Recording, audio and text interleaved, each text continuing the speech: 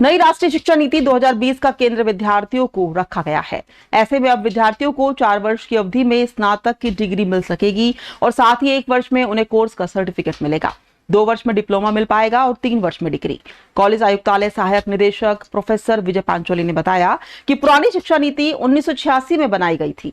उसके बाद देश विदेश में शिक्षा के क्षेत्र में काफी बदलाव हुआ है और 35 वर्ष बाद 2020 में भारत के अंदर भी नई शिक्षा नीति बनी गई है, जिसका केंद्रीय बिंदु विद्यार्थियों को रखा गया है।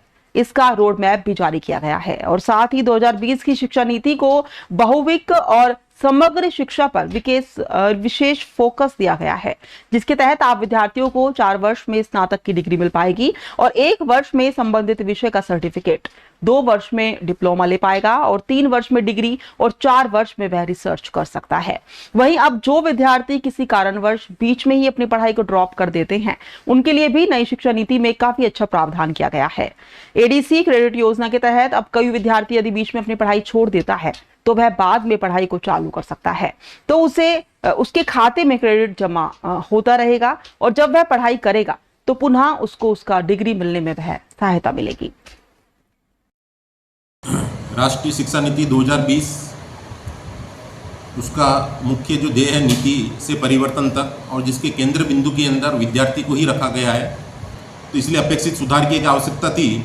उसको लेकर के एक आधुनिक नीति की आवश्यकता के अनुरूप राष्ट्रीय शिक्षा नीति 2020 जारी की गई है। उसका रोड मैप भी जारी किया गया है।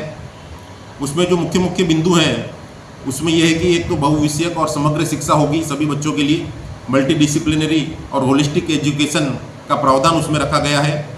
4 वर्ष की उसके अंदर स्नातक डिग्री है।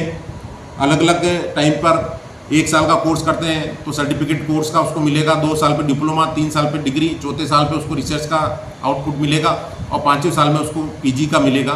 तो जब भी बच्चा जैसे जैसे करेगा बीच में छोड़ जाता है तो उसको एबीसी क्रेडिट योजना के तहत वो क्रेडिट उसके खाते के अंदर जमा रहेंगे और जब भी आकर के आगे की पढ़ाई वो करना चाहता है तो वो क्रेडिट्स उसमें जमा होते चले जाएंगे और उसको वो डिग्री उसके अनुसार ही उसको मिल जाएगी।